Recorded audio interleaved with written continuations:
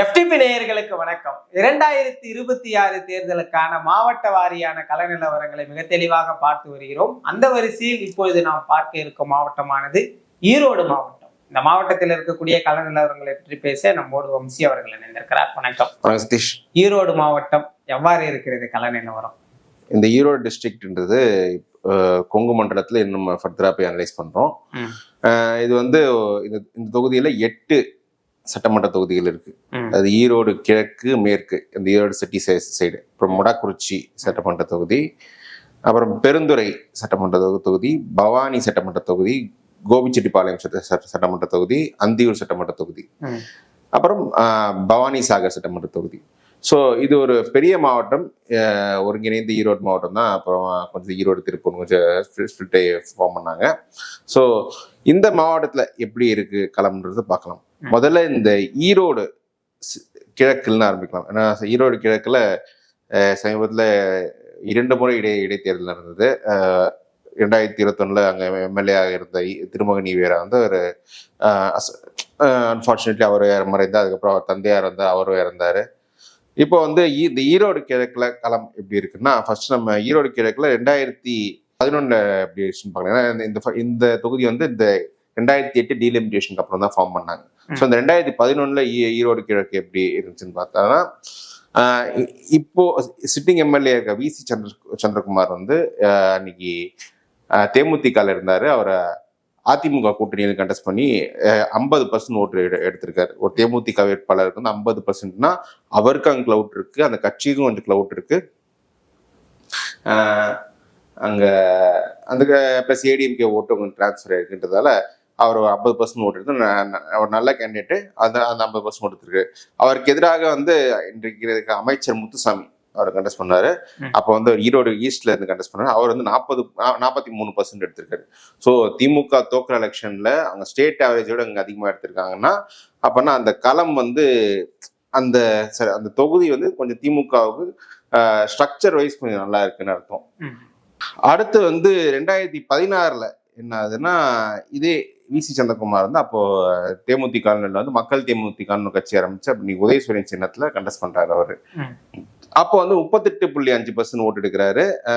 அதிமுகவை சேர்ந்த கேசி தென்னரசுன்றது 43.8% ஓட்டு எடுக்கிறாங்க. ஒரு கிட்டத்தட்ட ஒரு 10,000 ஓட்டு குறைவாக தான் அன்னைக்கு வின்னிங் மார்ஜின் இருந்தது. தேமுதிக அன்னைக்கு வந்து 4.5% ஓட்டு. ஸோ தேமுதிக இங்கே சிக்னிஃபிகண்ட் ஓட்டு கொஞ்சம் இருக்கு. பாஜகவுக்கு அந்த சிட்டி சைட்ல கொஞ்சம் ஒரு 3.4% ஓட்டு 2016 இருக்கு. இப்போ 2021 என்ன ஆகுதுன்னா, திருமகன் ஈவேரா காங்கிரஸ் கண்டெஸ்ட் பண்ணும்போது 44.2% ஓட்டு இருக்கு. அதாவது 6% கூடுதலாக இருந்திருக்கு. அதே அணிதான். ஏன்னா மற்ற பிளேயர்ஸ் பெருசாக ஓட்டு இருக்க மாதிரி இல்லை, மற்ற அந்த மக்கள் கூட்டணி கட்சிகள் பெருசாக ஓட்டு இருக்க மாதிரி எனக்கு தெரியல. அதே மாதிரி இவங்க கொங்கு நாடு மக்கள் தேசிய கட்சி கொஞ்சம் ஓட்டு இருக்கு. ஸோ அப்படி எல்லாம் வச்சு 44.2% எடுத்திருக்கு. அதிமுக சார்பாக வந்து தமாகால இருந்து கேண்டிடேட் கண்டெஸ்ட் பண்ணாங்க யுவராஜ். அவர் 38.4%. ஸோ அதிமுக ஓட்டு கொஞ்சம் திமுக வந்திருக்கு. நாம் தமிழர் வந்து ஒரு நல்ல ஒரு 11,000 ஓட்டு எடுத்திருக்காங்க. ஒரு 7.5% ஓட்டு எடுத்திருக்காங்க. ஸ்டேட் ஆவரேஜ் விட அது அதிகமான ஓட்டு நாம் தமிழர் எடுத்தாங்க. 2016 நீங்க ஃபர்ஸ்ட் அவங்க தேர்தல் இங்க காணும்போது நாம் தமிழர் எவ்வளவு ஓட்டு எடுத்திருக்காங்கன்னா, 2016 ஃபர்ஸ்ட் டைம் தேர்தல் கிளம்பும்போது 1000 ஓட்டு கம்மியாக தான் எடுத்திருக்காங்க. அங்கேருந்து 11,000 ஓட்டுன்றது ஒரு நல்ல ஓட்டு தான். நீங்க இந்த நாம் தமிழர் ஓட்டுக்கு மட்டும் நீங்க அந்த பைப்போல் நம்ம எடுத்து பார்த்தோம்னு வச்சுக்கோங்க. சட்டமன்ற தேர்தலில் 11,600 ஓட்டு எடுத்திருக்காங்க. அப்புறம் 2022 நடந்த பைப்போல், 23 நடந்த பைப்போல் 10,800 ஓட்டு. அப்புறம் கடந்த ஆண்டு நடந்த எதிர்த்து கட்சியில் யாருமே இல்லாத சொல்ல 24,000 ஓட்டு எடுத்திருக்காங்க. 15% வரைக்கும் போயிருக்காங்க. அது வந்து யாருமே கண்டெஸ்ட் பண்ணாதப்போ அந்த என்டிஏ ஓட்டு கொஞ்சம் போயிருக்காங்க. இப்போ பார்லிமெண்ட் பொசிஷன் வந்து எப்படி இருக்குன்னு பார்த்தோன்னா, இப்போ 2024 பார்லிமெண்ட்ல திமுக சார்பாக போட்டியிட்ட பிரகாஷ் வந்து 57% ஓட்டு எடுக்கிறாரு. 2வது இடத்துல அதிமுக ஆற்றல் அசோக், அவர் 23% ஓட்டு எடுத்தார். அப்புறம் நாம் தமிழ் 8% எடுக்க, தமிழ் மாநில காங்கிரஸ் 8% எடுத்துருக்காங்க. ஸோ ஒரு வேளை தமிழ் மாநில காங்கிரஸ், அதாவது பாஜக ஓட்டு ஃபுல்லாக டிரான்ஸ்ஃபர் ஆனால் கூட இவங்க கம்ஃபர்டபுளா இருக்காங்க. திமுக இந்த தொகுதியில கம்ஃபர்டபுள் லீட்ல இருக்காங்க. அவங்க காங்கிரஸ் 21 காங்கிரஸ் கொடுத்தா 44%, இதே திமுக அந்த தேர்தலுக்கு 45 தாண்டி இருப்பாங்க. ஸோ அநேகமா எனக்கு தெரிஞ்சு இந்த விசி சந்திரகுமார் கூட திரும்ப சீட்டு கிடைக்க வாய்ப்பு நிறைய இருக்கு. அந்த அடிப்படையில நான் வந்து இந்த தொகுதி வந்து ரொம்பவே கம்ஃபர்டபுளா இருக்கு திமுகன்னு தான் சொல்வேன். திமுக வந்து ஈரோடு கிழக்கு கம்ஃபர்டபுளா இருக்கு. அடுத்து ஈரோடு மேற்கு. ஈரோடு மேற்கு வந்து ஒரு சிட்டிங் அமைச்சர் தொகுதி. அது ஒரு பவர்ஃபுல் அமைச்சராக இருக்க இந்த கவர்மெண்ட்ல அவருக்கு வந்து வீட்டு வசதி துறை மட்டும் இல்லை, இப்போ செந்தில் பாலாஜி முன்ன பார்த்துக்கிட்ட அந்த டாஸ்மாக் துறையும் இவருக்கு எழுத கொடுத்துருக்காங்க. ஸோ இந்த ஈரோடு மேற்கு பார்த்தீங்கன்னா இதுவும் 2008 டீலிமிட்டேஷனுக்கு அப்புறம் தான் ஃபார்ம் பண்ணிருக்காங்க. 2011 தான் ஃபர்ஸ்ட் எலெக்ஷன். ஸோ 2011 இங்க எப்படின்னா அதிமுகவை சேர்ந்த முன்னாள் அமைச்சர் KV ராமலிங்கம் அவர் தான் கண்டெஸ்ட் பண்ணாரு. அவர் வந்து 60% ஓட்டு இங்க எடுக்கிறாரு. இப்போ வந்து ஈரோடு கிழக்குல கண்டெஸ்ட் பண்ணார்ல தமிழ் மாநில காங்கிரஸ் யுவராஜ், அவர் தான் இப்போ 11 கண்டெஸ்ட் பண்ணாரு இங்க. அவர் வந்து 35% தான் இங்க மேற்குல எடுக்கிறாரு. அடுத்து 2014 முத்துசாமி இங்க வராரு. அப்பவும் KV ராமலிங்கம் முத்துசாமி கொஞ்சம் டைட்டா தான் இருந்துச்சு, டைட்டான ஃபைட்டா தான் இருந்துச்சு. அதுல வந்து ஒரு 5000 ஓட்டு வித்தியாசத்துல KV ராமலிங்கம் ஜெயிக்கிறாரு. இதுல வந்து என்னன்னா ஈஸ்வரமூர்த்தி கொங்குநாடு மக்கள் தேசிய கட்சி, அப்ப அவங்க வந்து அவங்க 3 கிட்டத்தட்ட 4% ஓட்டு கிட்ட எடுத்திருக்காங்க. மதிமுகவுக்கும் இங்க ஒரு டீசென்ட் ஓட்டு இருக்கு. அப்புறம் 2021 என்னன்னா முத்துசாமி வந்து கிட்டத்தட்ட 50% ஓட்டு கிட்ட இருக்காரு. KV ராமலிங்கம் வந்து கிட்ட 38.6%. ஏன்னா அந்த கொங்குநாடு மக்கள் தேசிய கட்சி ஓட்டு, மதிமுக ஓட்டு எல்லாமே கன்சாலிடேட் ஆகி வந்திருக்கு. பிளஸ் அதிமுக ஓட்டு கொஞ்சம் நாம் தமிழர் பிரிச்சிருக்காங்க. நீங்க நாம் தமிழர் எடுத்துக்கிட்டீங்கன்னா ஃபர்ஸ்ட் தேர்தல் ஈரோடு 2016 என்னன்னா 2400 ஓட்டு தான் எடுக்கிறாங்க. 2வது தேர்தல் வந்து இங்க வந்து ஒரு 13300 ஓட்டு கொஞ்சம் எடுக்கிறாங்க. அப்படி இருக்கும்போது இது வந்து 2 ஆக்சுவலி KV ராமலிங்கம் முன்னாள் அமைச்சர் தான், முத்துசாமி முன்னாள் அமைச்சர். கொஞ்சம் டைட்டா இருக்கக்கூடிய தொகுதி தான் இது. பிளஸ் இது கொஞ்சம் அர்பன் சீட்ஸ் நல்லாவே ஓட் ஸ்பிளிட் ஆகக்கூடிய தொகுதியும் இருக்கு. நீங்க இதுல பார்லிமெண்ட் பொசிஷன் எப்படி இருக்குன்னு பார்த்தோன்னா இங்க ஈரோடு பார்லிமெண்ட்ல இவர் பிரகாஷ் வந்து 55% எடுத்துடுறாரு இங்க. அப்புறம் எதிர்த்து ஆற்றல் அசோக் அவர் 23% தான் எடுத்திருக்காங்க. தமிழ் மாநில காங்கிரஸ் 10% தான். ஸோ அவங்க 2 பேர் சேர்த்தால 33% தான் இருக்கு. பட் KV ராமலிங்கம் கொஞ்சம் இன்னும் கனெக்ட் கொஞ்சம் நல்லா இருக்கு, இன்னும் கொஞ்சம் ஜாஸ்தியாக கிடைப்பாரு. ஆனா என்னன்னா இவருக்கு வந்து திமுக கொஞ்சம் கம்ஃபர்டபுள் லீட்ல இருக்காங்க. அந்த அமைச்சருக்கு ஓட்டு போடுறாங்க தான் அவருக்கு ஒரு எட்ஜ் கிடைக்கும். அது மட்டும் இல்ல இங்க வந்து தாவேகா வந்து இந்த ஈரோடு ஈஸ்ட் அண்ட் வெஸ்ட் இந்த பகுதிகளில் கொஞ்சம் நல்ல பெர்ஃபார்ம் பண்ண வாய்ப்புகளும் கொஞ்சம் இருக்கு. நாம் தமிழ் கொஞ்சம் சிட்டி சைடுன்னு நல்ல பெர்ஃபார்மன்ஸ் பண்ணும், நாம் தமிழ் வாக்குகளை கொஞ்சம் பலவீனப்படுத்தலாம். அதனால நான் வந்து இந்த தொகுதியும் நான் வந்து என்னதான் KV ராமலிங்கம் நல்ல கேண்டிடேட்டா இருந்தாலும் திமுகவுக்கு ஒரு ஹெல்தி லீடரா கொடுக்குறேன். அடுத்து மொடாக்குறிச்சி சட்டமன்ற தொகுதி. மொடாக்குறிச்சி சட்டமன்ற தொகுதி வந்து கடந்த தேர்தலில் பாஜக வெற்றி பெற்ற தொகுதி. இந்த தொகுதியை எடுத்துக்கிட்டோம்னா இதுவும் நம்ம கிட்டத்தட்ட சேலம்ல பல தொகுதியில் பார்த்தோம்ல. இப்போ நம்ம 67 71 திமுக பாசிட்டிவ் எஸ்டாப்ளிஷ் இருப்பாங்க, அப்புறம் அதிமுக வந்த அப்புறம் பலவீனம் ஏற்பட்டுருவாங்க. அந்த மாதிரி ஒரு தொகுதி தான் இது. இங்க வந்து 67 திமுக ஜெயிச்சிருக்காங்க, 71 ஜெயிச்சிருக்காங்க. 77க்கு அப்புறம் தொடர் தோல்வி இருக்காங்க. அப்புறம் சுப்புலட்சுமி ஜெகதீஷன் அவங்க 77 ஜெயிச்சாங்க. அப்புறம் அதிமுக பாலகிருஷ்ணன் ஜெயிச்சாங்க. அப்புறம் திரு கணேஷ் மூர்த்தி முன்னாள் ஈரோடு MP மதிமுக இருக்கிறவர், அவர் ரீசெண்டா இருந்தாரு. அவர் வந்து இங்க 89 ஜெயிச்சாரு. அதுக்கப்புறம் மாறி கொஞ்சம் திமுக அதிமுக அணின்னு மாறி ஜெயிச்சிட்டு இருந்தாங்க. எந்த கட்சிங்க ஸ்டேட்ல தான் அவங்க தான் ஜெயிச்சிருக்காங்க. அதாவது 89 தொடர்ந்து 96 திமுக ஜெயிக்கிறாங்க. 2006 திமுக அணியில காங்கிரஸ் ஜெயிக்கிறாங்க. 2021 சுப்புலட்சுமி ஜெகதீஷன் கண்டெஸ்ட் பண்ண அவங்க வெற்றி பெறுவார்கள் அப்படின்ற எதிர்பார்ப்பு இருந்தது. பட் ஒரு ஸ்மால் மார்ஜின்ல வந்து இவங்க பாஜக சேர்ந்த சரஸ்வதி ஜெயிச்சிட்டாங்க. அது திமுக மிஸ் பண்ண தொகுதி, திமுக வெற்றி பெற வேண்டிய தொகுதி. சுப்புலட்சுமி ஜெகதீஷன் மட்டும் ஜெயிச்சிருந்தாங்கன்னா அவங்க ஸ்பீக்கரா கூட வந்திருப்பாங்க. அந்த அளவுக்கு அவங்களுக்கு முக்கியத்துவம் எதிர்பார்ப்பு அவங்க மேல இருந்தது. இதுல நம்ம 2011 இந்த தொகுதியில் எப்படி இருக்கு ட்ரெண்ட்னு பார்க்க. 2011 பார்த்துட்டோம்னா அதிமுக சேர்ந்த கிட்டுசாமி வந்து 57% ஓட்டு எடுக்கிறாங்க. காங்கிரஸ் வேட்பாளர் காங்கிரஸ் 31% தான் எடுக்கிறாரு. அப்புறம் 16 அதிமுக இப்ப சிவசுப்ரமணியம் வந்து 43.6% எடுக்கிறாங்க. அப்புறம் அதிமுக சச்சிதானந்தம் வந்து ஒரு 3000 ஓட்டு வித்தியாசத்தில் தூக்குறது 42.3. அப்போ வந்து கொங்குநாடு மக்கள் தேசிய கட்சி இங்கே ஓட்டு இருக்கு, அவங்க 5600 ஓட்டு அவங்க இருக்கிறாங்க. தேமுதிக ஒரு 2.25% ஓட்டு இருக்கு. அப்புறம் பாஜகவுக்கும் உங்க டீசென்ட் ஓட்டு அது 2% ஓட்டு. நாம் தமிழர் முதல் தேர்தல் நோட்டாவை கம்மியாக ஓட்டு எடுத்திருக்காங்க, 1700 ஓட்டு எடுத்திருக்காங்க.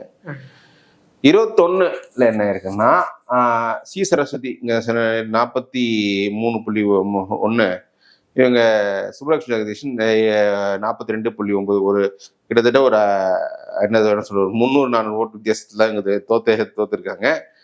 நாம் தமிழர் வந்து ஒரு 12,000 ஓட்டு அவங்க ஸ்பிட் பண்ணி எடுத்திருக்காங்க. அதாவது திமுக வர வேண்டிய வாக்குகள் தான் அது கொஞ்சம் ஸ்பிட் பண்ணி வராமல் பார்த்துக்கிட்டாங்க. மக்கள் நீதி மையத்துக்கு கொஞ்சம் டீசெண்டா இருக்கு, கொஞ்சம் ஒரு 4500 ஓட்டுன்றத இருக்காங்க. ஒருவேளை விஜய் நல்லா பெர்ஃபார்ம் பண்ணும்போது மக்கள் நீதி மைய ஓட்டு விஜய் கொஞ்சம் வரும், நாம் தமிழர் ஓட்டு கொஞ்சம் குறையும், அப்படிதான் நான் பாக்குறேன். இங்க வந்து பார்லிமெண்ட்ல எப்படி பெர்ஃபார்ம் பண்ணியிருக்காங்க அப்படின்னு பார்த்தோம்னா, பார்லிமெண்ட்டை பொறுத்தவரை இங்க வந்து பிரகாஷ் வந்து 58% எடுத்திருக்காரு. ஆட்டல் அசோக், இன்ஃபேக்ட் அவர் சுப்புலட்சுமி சரஸ்வதியோட புறவன் இருந்தார், அவர் அதிமுக பிரகாஷ் 22% வருது. அப்புறம் தமாகாவுக்கு 8% ஓட்டு இருந்திருக்கு. இங்கேயும் தமாக அதிமுக சேர்ந்தா கூட அந்த கேப்பை வந்து ஃபில் பண்ண முடியாது, அந்த லீட் தான் இருக்கு. பிஜேபி சிட்டிங் தொகுதி மோஸ்ட்லி பிஜேபி தான் கேட்டு வாங்குவாங்க. இதுக்கு கூட அண்ணாமலைக்கு ஃபர்ஸ்ட் அவர் இருந்தாருன்னா கண்டெஸ்ட் பண்ணுவாருன்ற மாதிரி சூழல் இருந்தது. பட் அவர் கண்டெஸ்ட் பண்ணுவாரான்றது தெரியல, எனக்கு தெரிஞ்சு கண்டெஸ்ட் பண்ண மாட்டாரு. இங்க வேற வேற அப்படின்ற போது அந்த பிஜேபி வாக்குகள் கொஞ்சம் நிறைய நாம் தமிழர் விஜய் அப்படி போகும் வாய்ப்பு நிறைய இருக்கு. அந்த அடிப்படையில் பார்க்கும்போது திமுக இந்த தொகுதியில் கொஞ்சம் கம்ஃபர்டபுளா அவங்க இருக்காங்க. நல்ல கேண்டிடேட் போட்டாங்கன்னா உறுதியா திமுக வெற்றி பெற்றலாம்.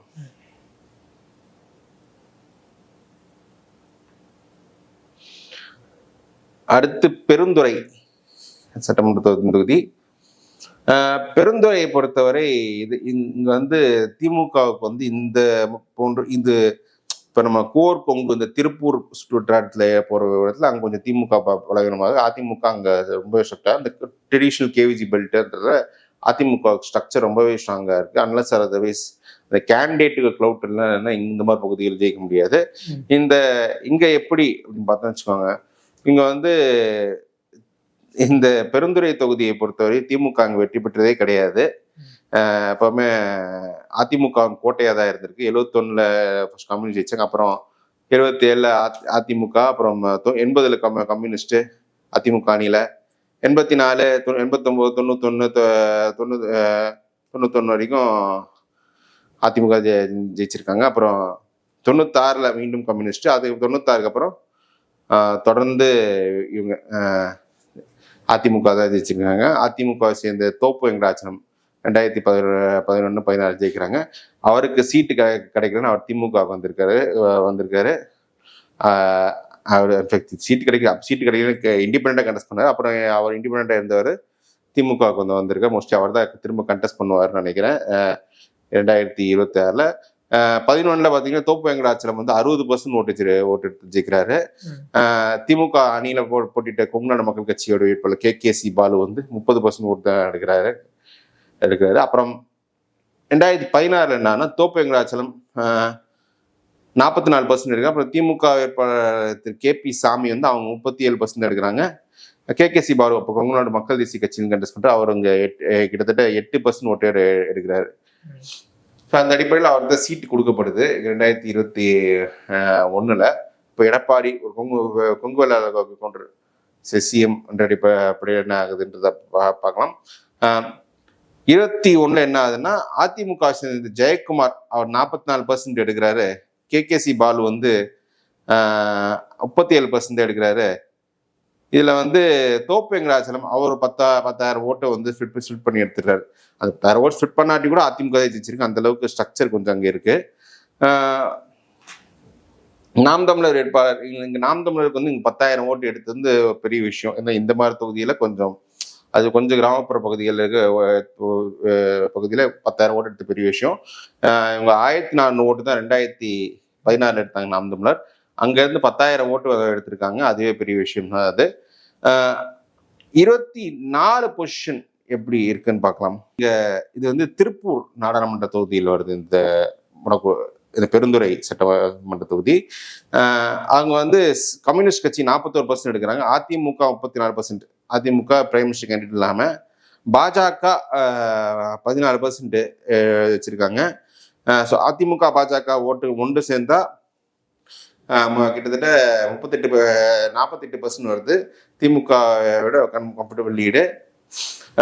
ஒருவேளை திமுக தோப்பு எங்கடாச்சும் கண்டஸ்ட் பண்ணாலும் அந்த லீடு கொஞ்சம் ஸ்ட்ராங்காக தான் இருக்கும். ப்ளஸ் நாம் தமிழர் 8% எடுத்திருக்காங்க. அவங்க ஏறத்தாழ அவங்க சட்டமன்றத்தை பெற்றதை விட ஒரு 3% கூடுதலாக நாம் தமிழர் விட்டுருக்காங்க. அந்த அடிப்படை பார்க்கும்போது இந்த தொகுதியில் என்னன்னா அதிமுகவுக்கு நல்லாவே வச்சிருக்கு. இவன் தோப்பு எங்கடாச்சும் கண்டஸ்ட் பண்ணி லோக்கல் கிளவுட்டர்கள் லீடராக இருந்தாலும் அதிமுகவுக்கு ஒரு கொஞ்சம் எட்ஜ் இருக்குன்னு தான் நினைக்கிறேன். அந்த பெருந்துறைன்றது அதிமுக ஃபேவரபுளான ஒரு தொகுதி. அடுத்து பவானி தொகுதியை பொறுத்தவரை இது வந்து அதிமுக முன்னாள் அமைச்சர் KC கருப்பண்ணன் கண்டஸ்ட் பண்ற தொகுதி. இதுவும் எனக்கு தெரிஞ்சு திமுக வந்து 67-71 எஸ்டாப்ளிஷ் தான். அதுக்கு மேலே திமுக அங்கே வெற்றி 71 அப்புறம் திமுக வெற்றி பெற்றதே கிடையாது. இங்கே 77க்கு அப்புறம் அதிமுக கோட்டையாக தான் இங்கே இருந்திருக்கு. MR சௌந்தரராஜன், PG நாராயணன், அப்புறம் 89 இண்டிபெண்டன்ட் கேண்டிடேட் ஜெயிக்கிறாரு. இன்றைக்கு திமுக அமைச்சர் முத்துசாமி இவர் வந்து 91 இந்த தொகுதியை ஜெயிக்கிறாரு. அப்புறம் 96 வந்து இங்கே தமாக இருக்கிறாங்க. KC கருப்பணன் முதல் முறை 2001 ஜெயிக்கிறாரு. 2006 திமுக கூட்டணியில பாமக ஜெயிக்கிறாங்க. 11 PG நாராயணன் மீண்டும் ஜெயிக்கிறாரு. 16-21 KC கருப்பணன் ஜெயிக்கிறாரு. இப்போ 11 என்ன ஆச்சுன்னு பார்க்கலாம். 11 PG நாராயணன் வந்து 54% ஓட்டு எடுத்து ஜெயிக்கிறாரு. 2008 பாமகவை சேர்ந்த KS மகேந்திரன் அவர் வந்து 36.8% ஓட்டு எடுக்கிறாரு. 16 வந்து KC கருப்பணன் 45% எடுத்திருக்காரு. அப்போ திமுக வேட்பாளர் சிவகுமார் வந்து 32% எடுத்திருக்காரு 16. பாமகவுக்கு இங்க ஒரு 10% ஓட்டுங்க ப்ரோன் இருக்கு. தேமுதிகவுக்கு ஒரு 3% ஓட்டு இருக்கு. ஸோ இந்த 45-10 சேரும்போது எவ்வளவு ஆகுது அப்படின்னு பார்த்தோம்னா 21 50% கிட்டத்தட்ட 5% ஓட்டு KC கருப்பணன் உள்ள கொண்டு வந்துட்டாரு. திமுக சேர்ந்த KP துரைராஜ் வந்து கொஞ்சம் 38% எடுக்கு. நாம் தமிழருக்கு இங்க ஒரு நல்ல வளர்ச்சிக்கிட்டு 10,400 அந்த 5% நாம் தமிழருக்கு போயிருக்கு. அங்க நாம் தமிழருக்கு ஒரு நல்ல வளர்ச்சி இங்க கிடைக்குது. மக்கள் நீதி மையத்துக்கு ஒரு 2000 ஓட்டு இப்படி கிடைச்சிருக்கு. ஸோ இந்த தொகுதியில பார்லிமெண்ட்ல வந்து அதிமுக வந்து 37% எடுக்கிறாங்க, லீட்ல இருக்காங்க. 2வது இடத்துல CP அவங்களும் 37% எடுத்து ஆல்மோஸ்ட் க்ளோஸா பின்னாடி வர்றாங்க. பாஜகவுக்கு 15% இருக்கு, அப்புறம் 8% நாம் தமிழுக்கு. அந்த பாஜக அதிமுக இந்த தொகுதியில வந்து நல்லாவே கொஞ்சம் ஓட் டிரான்ஸ்ஃபர் நல்லாவே இருக்கும். அதனால அவங்க 50% வந்துடுவாங்க. நாம் தமிழர் வந்து சட்டமன்ற தேர்தல்ல இருந்து ஒரு சட்டமன்ற தேர்தலில் ஒரு 5% எடுத்தது நல்ல ஒரு பார்லிமெண்ட்ல ஒரு நல்ல க்ரோத் காட்டியிருக்காங்க. 8% அவங்க இஷ்யூல தேர்தலில். ஸோ இது வந்து திமுகவை இந்த தொகுதியில் பாதிக்குது. இது அப்படி இருக்கும்போது விஜய் போன்ற ஃபோர்ஸஸ் வந்து இன்னும் திமுக பாதிப்பு ஏற்படுத்தால் இந்த தொகுதி வந்து கம்ஃபர்டபுளா வந்து அதிமுக கொடுத்தலாம். ஷூரா KC கருப்பணன் மீண்டும் ஜெயிச்சிருவாரு. அடுத்து அந்தியூர் தொகுதி வந்து இந்த பகுதிகளில் திமுக திராவிட இயக்கம் கொஞ்சம் பாசிட்டிவா எஸ்டாப்ளிஷ் ஆன ஏரியா. ஏன்னா இங்க வந்து கொஞ்சம் வன்னியர் ஓட்டு கொஞ்சம் அங்க இருக்கு. ஆனா அந்தியூர்ல வந்து கொஞ்சம் திமுக கொஞ்சம் பாசிட்டிவ் ஓட்டு இருக்கு. அதிமுகவுக்கு ஸ்ட்ரக்சர் நல்லா இருக்கு. நீங்க வந்து இது அந்தியூர்ல பாத்தீங்கன்னா இங்கேயும் 67-71 திமுக ஜெயிக்கிறாங்க. அப்புறம் 77 அதிமுக ஆதிக்கம் இங்க ஸ்ட்ராங்காவே இருக்கு. 89 கூட எங்க அதிமுக தான் மீண்டும் ஜெயிக்கிறாங்க. அப்ப திமுக வந்து 96 இங்க ஜெயிக்கிறாங்க.